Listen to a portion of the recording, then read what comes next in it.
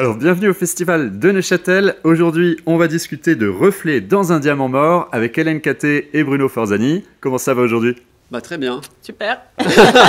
Vous ne le voyez pas, mais on s'était encore trompé sur le titre, puisque tout le monde dit diamant mort, diamant noir, plus personne ne sait au cœur de Neuchâtel. Et aujourd'hui, du coup, on a pu voir ce film qui est très réjouissant, hein. Il fleure l'Italie dès cette première scène où on va avoir un agent secret qui boit un bitter et il aperçoit une jeune femme qui se baigne sur la plage.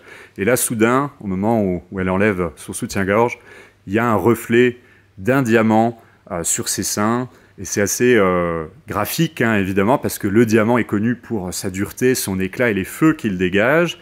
Et je voudrais un petit peu commencer par là, pour savoir qu'est-ce qui vous a poussé à revenir sur un genre un petit peu vieilli, hein, mais qui d'ailleurs fait fleuresse en Italie, qui est celui un petit peu des fumetti neri. Ok. Bah, en fait, on voulait un peu questionner la figure du héros. De ce héros de notre enfance qui... James Bond, ça fait combien d'années qu'il essaie de sauver le monde? Je sais pas, moi, 50, 60? Un moment. Ouais, voilà, mais il a jamais réussi. Et donc, du coup, c'était un peu le confronter à aujourd'hui. Et confronter surtout un univers qui est l'univers des Eurospy, qui sont des contrefaçons de James Bond fait en Italie dans les années 60, où il y avait une représentation du monde qui était complètement idyllique, pop, psychédélique, très plastique. Édulcoré, quoi. Édulcoré. Où tout allait bien, c'était l'abondance, on pouvait tout avoir, tout faire. Et donc c'était intéressant de le mettre en contraste avec le monde d'aujourd'hui, quoi. Et c'était déjà une représentation du passé qui était fausse. Et comme il y a tout un jeu sur les souvenirs et sur la nature de ces souvenirs, ben voilà, ça nous semblait le bon genre pour parler de tout ça. Alors, moi, quand j'ai vu votre film, j'ai pensé à une narration un petit peu kaléidoscopique, hein, c'est très épidermique. Vous vous permettez, à mon sens, toutes les audaces formelles, ce qui n'est pas si fréquent dans le cinéma, ça allait un petit peu plus dans le cinéma de genre, mais est-ce que c'était véritablement le point de départ? C'est-à-dire vous avez une liberté dans la mise en scène comme au niveau de la direction artistique. Comment vous vous êtes entendu pour choisir un cachet finalement aussi singulier? Ben, en fait, on a eu l'idée en 2011 et on a écrit le scénario en 2019. Et entre-temps, beaucoup de choses nous ont inspirés, que ce soit artistiquement parlant ou dans le monde dans lequel on vit. Et cette manière de raconter l'histoire avec plusieurs strates narratives, ça nous permettait de parler de toutes les choses dont on voulait parler, de ne pas délivrer un message, mais d'aborder tous ces sujets et de questionner ces sujets par rapport à notre héros. Et donc cette manière de raconter l'histoire avec plusieurs strates narratives qui vient d'un réalisateur japonais qui s'appelle Satoshi Kon, qui a fait un film qui s'appelle Millennium Actress, qui nous avait fortement marqué en termes de narration. C'était pour nous la narration idéale pour aborder tous ces sujets et pour parler du vrai et du faux, du passé, du présent, de la réalité et de la fiction, et de parler d'un certain glissement entre le réel et la fiction. Tout en ayant en même temps aussi, en laissant une place aussi aux spectateurs. Parce que ça, on aime aussi beaucoup les films qui ne prennent pas trop le spectateur par la main pour lui expliquer ce qu'il doit comprendre, ce qu'il doit penser. Là, ce qu'on cherche, c'est vraiment que le spectateur puisse s'approprier le film. Et un peu comme on peut s'approprier un livre, on y trouve sa place, on y choisit ce qu'on aime aussi. Et donc voilà, il y a une place aussi pour le spectateur dans les différentes interprétations. Comme il y a différentes interprétations, il peut aussi choisir par quelle porte d'entrée il va rentrer dans le film. Et aussi, c'est un film qu'on a écrit du coup de cette manière-là pour pouvoir le revoir plusieurs fois. Et au fur et à mesure qu'on le revoit, on voit justement ces différentes strates, on voit des nouvelles strates. On voit des nouvelles facettes du diamant. Voilà, exactement. Les feux du diamant. Alors je voudrais revenir également sur un élément très important du film qui est celui de la nostalgie, et je trouvais ça aussi assez drôle parce qu'on peut avoir un peu une double lecture. Il y a autant la nostalgie de l'agent secret à la James Bond où c'est un monde mêlé de glamour et de violence, on retrouve ces deux composantes, et en même temps, est-ce que c'est pas aussi un petit peu la nostalgie du spectateur de ce type de film qui existe plus vraiment, c'est-à-dire, je précise un petit peu mon propos, c'est pas que ça n'existe pas, mais c'est-à-dire que ce genre-là était quand même très populaire à l'époque, là où aujourd'hui peut-être beaucoup de productions populaires sont beaucoup plus premier degré. Tout à fait, ouais. Il y avait un côté un peu magique, un peu loufoque dans l'univers, dans les gadgets. Et c'est vrai que ça correspond un peu au cinéma qu'on regardait quand on était petit. Voilà, ouais. Et même James Bond, il a évolué au fur et à mesure des années, est devenu plus premier degré, plus concret. Il y a tout ce côté un peu enfantin qui a disparu. Et finalement, quand on faisait le film, on avait l'impression qu'on faisait un film sur la vieillesse. Et finalement, quand on parlait avec le comédien Yannick Renier, qui interprète John dans le passé, l'agent secret dans le passé, bah pour lui, c'était un rêve d'enfant d'interpréter ce type de personnage, tu vois, de super-héros, d'agent secret. Et finalement, c'est un peu un film sur la jeunesse, finalement, plus que sur la vieillesse, sur cette envie qu'on a tous eue et que les enfants ont encore aujourd'hui et que nous, on a encore aujourd'hui de sauver la planète, de sauver le monde. Et bon, là, c'est un peu mal barré, mais voilà, il y a toujours cette envie qui est là. Non, mais en tout cas, c'est vrai qu'on retrouve... on trouve dans le film forcément ce sentiment qu'on avait quand on était petit, quand on voyait ces films. Il y a tout le côté ludique. Voilà, il y a une grosse part ludique dans le film. D'émerveillement. Et voilà, ouais. Il y a aussi quelque chose qui est très important à mon sens, c'est qu'il y a aussi des moments avec des vignettes de BD qui rappellent du coup ces fumetti, ce genre populaire italien, des agents secrets avec des femmes fatales. Bah, d'ailleurs, elle est sur ton t-shirt, un petit P Fantomas avec le triangle.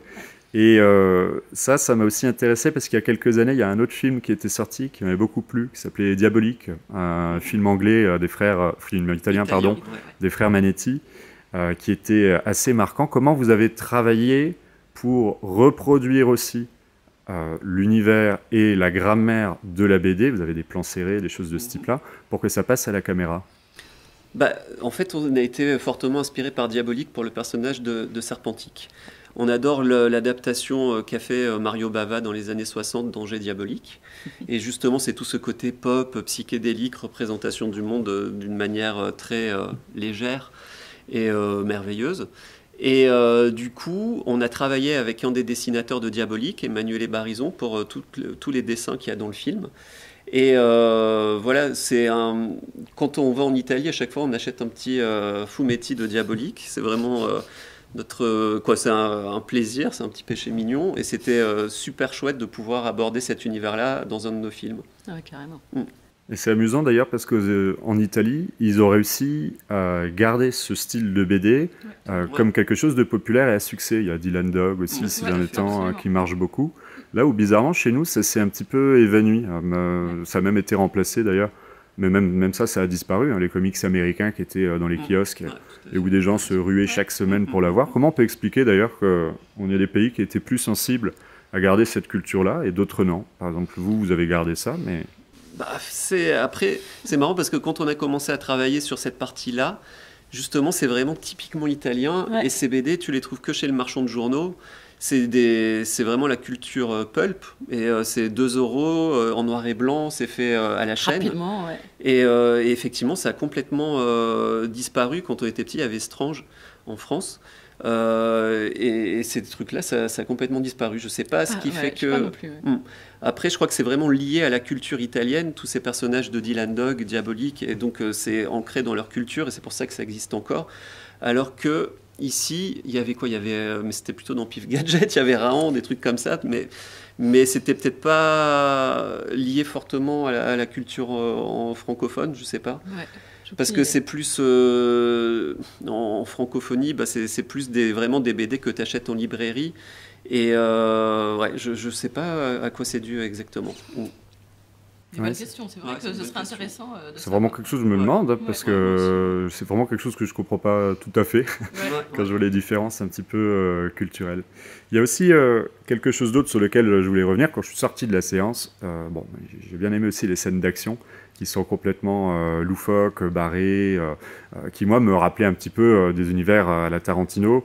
Tarantino qui, apparemment, semblerait-il, aime beaucoup votre travail aussi. J'ai découvert qu'il aime beaucoup votre long-métrage Amer, sorti en 2010.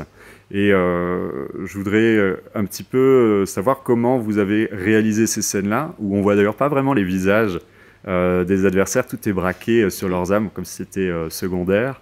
Et cette scène est un peu loufoque, juste pour expliquer peut-être aux gens, si le film est en salle maintenant, mais l'héroïne utilise des gadgets tous plus improbables les uns que les autres. Alors les symboles de la séduction, les ongles rouges qui traversent les gants très giallo, les talons aiguilles qui sont plutôt avec des dagues assassines. Cette scène est complètement folle, un peu série B aussi dans l'esprit. Comment vous avez pensé cette scène-là, qui est assez marquante à mon sens? C'est marrant que tu parles de la manière dont on caractérise les personnages, parce qu'effectivement, ils sont caractérisés par leurs armes, et pas physiquement. Et donc, on a voulu garder la manière de réaliser qu'on a dans le film, qui est qu'on se focalise sur certains détails, et on a voulu garder cette manière-là dans le combat. Et effectivement, par rapport à l'héroïne, on a décliné tout un type d'armes qui font partie, à la base peut-être de la séduction, cliché, et que ça devienne des vraies armes pour de elle. Les détourner. Et de les quoi. détourner, Ouais. voilà. Et du coup, on avait fait déjà pas mal de séquences de meurtres dans nos films précédents, et on a abordé vraiment cette séquence-là, non pas comme une séquence d'action où tout d'un coup on faisait appel à un chorégraphe et tout ça, mais Comme on avait l'habitude de faire, quoi. et donc on a découpé, on a fait le découpage de cette séquence comme on avait l'habitude de faire. Et parce que sinon, on avait un peu peur que sinon, si jamais c'était un chorégraphe qui faisait la scène, que ça change complètement de ton juste pour cette séquence-là, que d'un coup, le film soit vraiment fort différent pour juste cette séquence. Donc du coup, on s'est dit, le mieux, c'est qu'on fasse cette séquence nous-mêmes comme on a l'habitude de faire. Et simplement, on avait un coordinateur de cascade pour, La sécurité. voilà, pour être sûr qu'il n'y ait pas de mort, de vraie mort. Finalement, moi, quand j'ai vu cette scène, je me suis dit, c'est bien aussi parce que, est-ce qu'après tout, un bon meurtre dans ce type de film, est-ce qu'il ne doit pas être ludique? Ben voilà, là, c'était clair, parfait, donc... Non, on s'est beaucoup amusé aussi, au tournage aussi. J'imagine que ça a dû bien rigoler quand même. Ouais. Je ne sais pas si vous avez des anecdotes spécifiques à raconter, mais... Il y a une anecdote, mais elle est sur le coup, elle n'était pas marrante. C'est-à-dire que quand tu as un des adversaires qui prend Serpentique et qui la lance dans le bar, c'est fait en vrai, c'est-à-dire... Il n'y a pas de câble, il n'y a rien. Il n'y a pas de câble, il n'y a rien. Et la cascadeuse, elle nous a fait... donc Une elle sale est lancée, blague. elle nous a fait une sale blague. Et puis quand elle est tombée, c'était hyper impressionnant à voir. Et elle a fait... Et puis tout d'un coup, on s'est dit non, mon Dieu, c'est horrible, purée, qu'est-ce que... Et puis en fait, c'était une blague flippé, et c'était quoi. horrible. Oh la vache, purée, le cœur est parti à 400 à l'heure, c'était horrible. On fait ça pour le fun, pour donner du plaisir et tout ça, et qu'il y a quelqu'un Qui se fait mal. qui se fait mal. Et en fait, c'était juste une blague de la cascadeuse. Jamais faire confiance aux cascadeurs. Règle d'or. Peut-être aussi un autre point que je trouve toujours intéressant quand on réalise un film à deux. Là, vous le réalisez un homme, une femme. Alors dans le film, il y a un agent secret et puis il y a également une méchante, entre guillemets, mais qui a également... Voilà, c'est ça, son antagoniste. Comment vous avez travaillé ensemble pour réaliser le film? Est-ce qu'il y avait des moments où vous avez des points de divergence? Et le cas échéant, comment vous arrivez à résoudre ces tensions potentielles? En parlant, tout simplement. Ouais. Parce que... Bon, il y en a de bout en bout. Hein. C'est vrai qu'il y a tout le temps des points de divergence parce qu'on est fort différents. Et donc, quelque part, c'est super parce que c'est plus riche, on se complète. Mais d'un autre côté, des fois, on se frite. Mais voilà, hein, ça met l'ambiance, quoi. Mais voilà, après, il n'y a pas de secret. Il faut parler, essayer de se comprendre. Ouais. Essayer de voir ce que l'autre a dans la tête. Et c'est vraiment en travaillant, vraiment, en général, sur les découpages, que ça se précise. Ouais, s'il y a des choses qui ne vont pas au scénario, on n'est pas d'accord. C'est après, en faisant la passe de découpage, qu'on essaie de trouver des ponts entre nous deux. Voilà, voilà. Mais on ne lâche pas l'affaire jusqu'à ce qu'on soit tous les deux satisfaits. Ça, c'est vraiment le... C'est un film de nous deux, il faut que ce soit vraiment 50-50. Ouais, enfin, j'allais dire à 100% chacun, mais... Oui, à 100%. Mais c'est pareil. À peu près. D'accord. Écoutez, je ne veux pas en dire beaucoup plus pour pas non plus spoiler les gens qui n'ont pas encore vu le film, puisqu'il est actuellement accessible dans toutes les salles en France, actuellement. Alors en Suisse, je ne sais pas, ça va peut-être pas tarder, j'espère qu'ils auront une date. Ouais, personne ne sait, mais en tout cas, Mystère. pensez à Mystère également. Alors, pensez à soutenir le film quand il sortira en salle. Et puis, écoutez, si vous avez peut-être, je ne sais pas, une petite piste pour l'un de vos prochains films, n'hésitez pas, ça peut être une world premiere. Est-ce que vous êtes déjà en train de plancher sur autre chose? Oui, on est en train de faire un film d'animation. Ah, ouais, c'est une alors, voilà, on va voir. Hein. Mais en tout cas, on est au tout début, donc il faut quand même être encore un peu patient. C'est une adaptation d'un roman d'une écrivaine américaine qui faisait partie de la Beat Generation. Et voilà, donc c'est en cours. Voilà. Et après, oui, c'est dans peut-être 3 ans si tout va bien. Voilà. Oui, surtout l'animation, mais un certain temps. D'ailleurs, excellent film sur Robert Wyatt en ce moment. J'en profite pour le dire aussi. Qui s'appelle Rock Bottom, film de Maria Trainor, qui est sorti là début juillet. Impeccable aussi. Voilà, c'est un autre sujet. Eh bien écoutez, merci beaucoup, merci pour tout. On vous remercie, n'oubliez pas de nous soutenir sur Mag, de vous abonner et puis d'aller voir les prochaines interviews qui débarqueront très prochainement. Ciao!